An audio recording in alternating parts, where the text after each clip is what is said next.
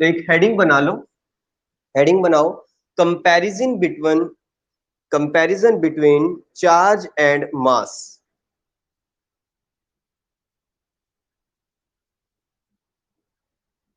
Comparison between charge and mass, इन दोनों के बीच में हमें कंपैरिजन करना है।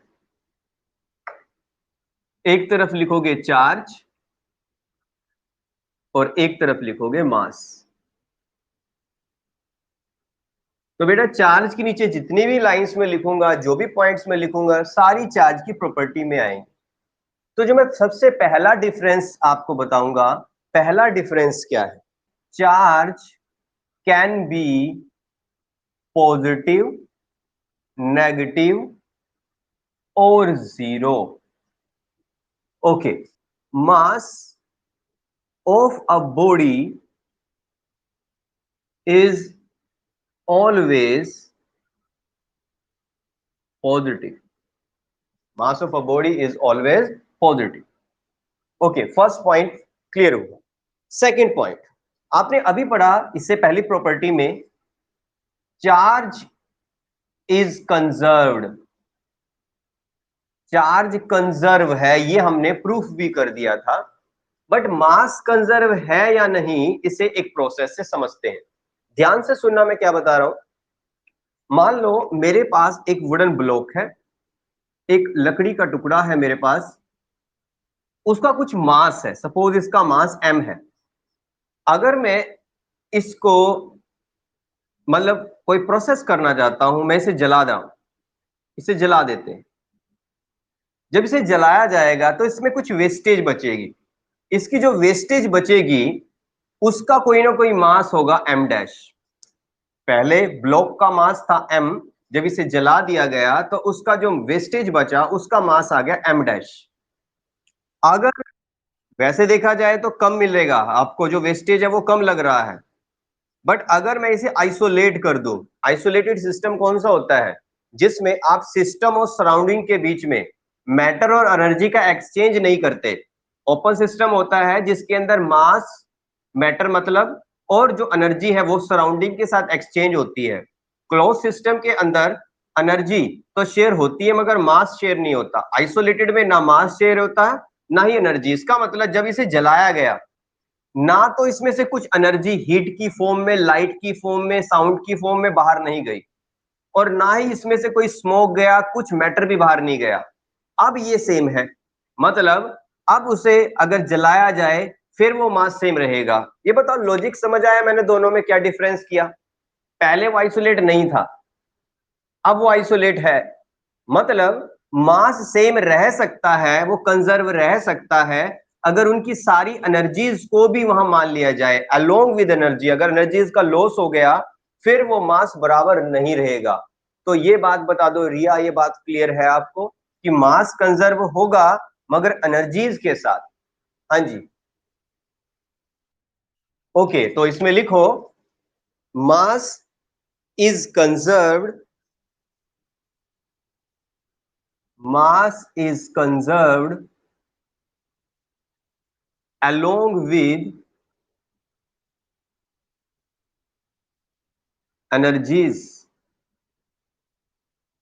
मतलब जितनी भी एनर्जीज की बात होगी वो भी होने चाहिए। अच्छा, आपने ये भी पढ़ा कि चार्ज क्वांटाइज्ड है, क्वांटाइजेशन प्रूफ किया। चार्ज इज क्वांटाइज्ड, आपने पढ़ लिया कि चार्ज क्वांटाइज्ड है। तो क्या मास भी क्वांटाइज्ड है? अब क्वांटाइजेशन का मतलब था कि जब आप एक बॉडी से दूसरी बॉडी के ऊपर चार्ज भेजते हो तो वो नंबर्स में जाता है, 1 2 3, मतलब इंटीग्रल मल्टीपल ऑफ चार्ज जाता है। और चार्ज कुछ मास लेकर भी जाता है। तो आपने चार्ज का टुकड़ा डिसाइड कर लिया कि भाई वो ई से छोटा नहीं हो सकता। बट जो मास है, मास एक इलेक्ट्रॉन पे अगर आप लेके जा रहे थे, मास ऑफ इलेक्ट्रॉन के बराबर लेके जा रहे थे, क्या इससे छोटा मास भी हो सकता है? बेटा मास की कोई लिमिट नहीं है। मास का कितना टुकड़ा किया जा सकता है अब तक इसके बारे में नहीं पता, क्योंकि वो ना तो वो जीरो हो सकता, ना वो नेगेटिव हो सकता, वो हमेशा पॉजिटिव होता है। तो इसे तोड़ोगे तो वो टूट जाएगा, खत्म तो होना नहीं है उसे। तो मास के कितने टुकड़े बनाकर उसे भेजा जा सकता है, उसका पैकेट बनाया जा सकता है, वो अब तक भी हमें नहीं पता।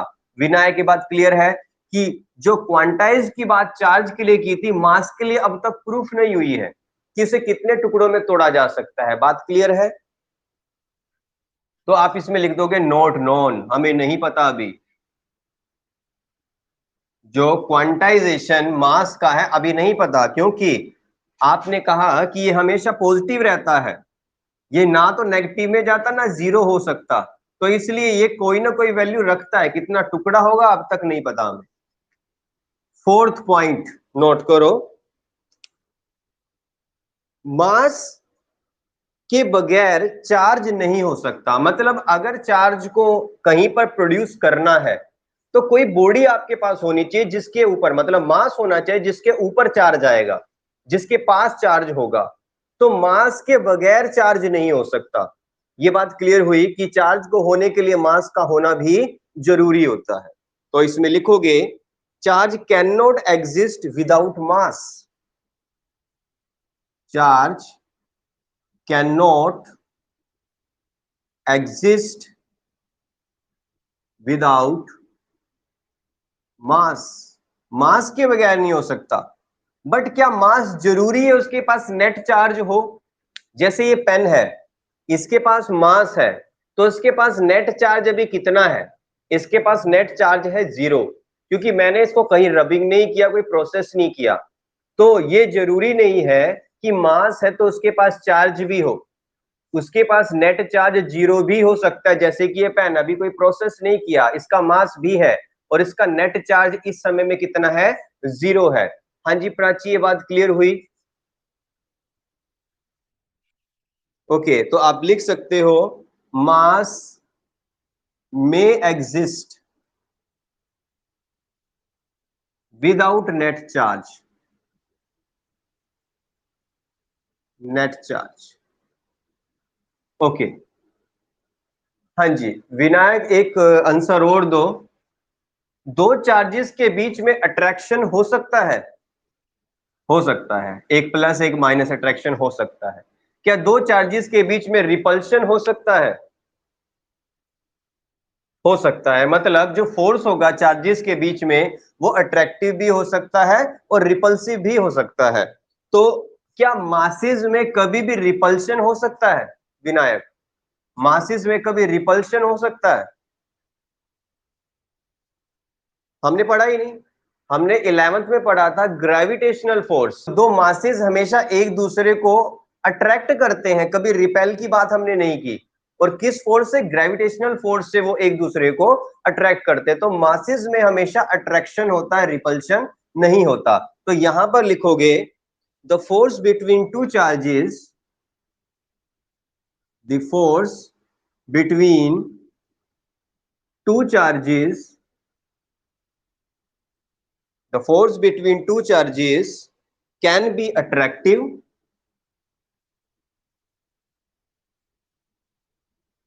और रिपल्सिव।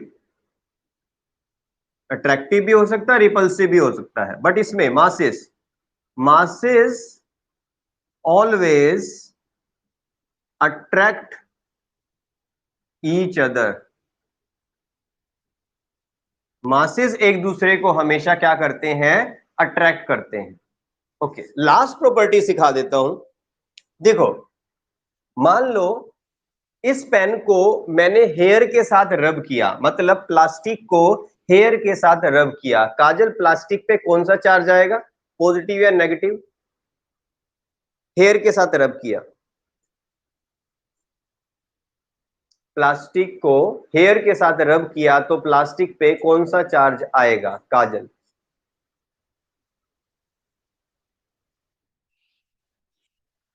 हाँ जी, प्लास्टिक पे नेगेटिव चार्ज आ गया। मान लो -10 इलेक्ट्रॉन का चार्ज इसके पास आ गया। तो इस पे रस्सी बांध के, धागा बांध कर इसे घुमा रहा हूं। मैं फ्रिक्शन कंसीडर नहीं कर रहा हूं एयर के साथ, सिर्फ घुमा रहा हूं। वेलोसिटी की वजह से क्या ये -10 कूलम से, -10 कूलम कंसीडर कर लो, -10 कूलम से -9 कूलम या -11 कूलम चला जाएगा? क्या कोई चेंज हो जाएगा इसके अंदर? हाँ जी, रिया आप बताओ, क्या सिर्फ चलने की वजह से चार्ज में चेंज आ सकता है? सिर्फ चलने की वजह से? हमने ये पढ़ा है चार्ज किसी बॉडी पे अगर आता है तो इलेक्ट्रॉन्स की शेयरिंग की वजह से आता है। इलेक्ट्रॉन की शेयरिंग या तो आप प्रोसेस इंडक्शन करके कोई टच कर रहे हो बॉडी को या रबिंग कर रहे हो, वो दोनों ही नहीं हमने किए। सिर्फ वेलोसिटी की वजह से कोई इफेक्ट नहीं पड़ता चार्ज के ऊपर। मतलब एक चार्ज है हमारे पास बॉडी पर, उसे चला दिया, चलाने से क्या चेंज होगा? ना तो कहीं से अंदर आया ना अंदर से बाहर गया, तो means velocity has no effect on the charge. ठीक है, ठीक है रिया, क्लियर हुआ? Velocity has no effect on the charge. तो आप लिखोगे charge can not change without with velocity.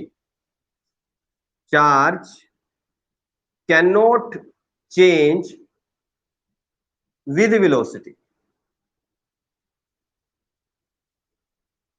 Charge can not change with velocity. But अगर ये पत्थर होता, मास होता है, ये खाली मास, चार्ज भूल जाओ, और उसे रस्सी से बांध के घुमा रहे हो, जितना तेज घुमाओगे उतना ज्यादा आपको वो भारी फील होगा। वैसे एक्चुअली लो स्पीड पे नहीं है, ये बात मैं बहुत ज्यादा हाई स्पीड की कर रहा हूं। तो बहुत ज्यादा हाई स्पीड के ऊपर अगर किसी मास को मूव किया जाता है तो उसके मास में चेंज आ जाता है। ये हमें बताया था आइंस्टाइन ने। आइंस्टाइन ने एक हमें इक्वेशन दी थी मास के चेंज होने की। कैसे? उसने कहा कि कोई भी मास है जो एम नोट है, कितना है वो अभी? एम नोट है। अगर उसे किसी वेलोसिटी से चलाया जाए वो एम बन जाएगा। कितना हो जाएगा? वो हो जाएगा 1 minus v square upon c square. Total हो गया m is equal to m not upon √1 minus v square upon c square. ये आइंस्टाइन ने इक्वेशन दी थी। इक्वेशन आपको आगे भी मैं किसी जगह जैसे न्यूमेरिकल की फॉर्म में या कंसेप्ट की फॉर्म में इसको यूज करूंगा। तो आपने पता लगाया मास वेलोसिटी की वजह से चेंज हो जाता है मगर चार्ज वेलोसिटी की वजह से चेंज नहीं होता। हाँ जी विनायक बता दो, ये बात क्लियर है? तो इसको लिखो, इसको पहले लिखो लैंग्वेज में। लिखो mass increases with velocity as, mass increases with velocity as, आगे ये फॉर्मूला नोट कर लो। Mass increases with velocity as, आगे फॉर्मूला ऐड कर लो।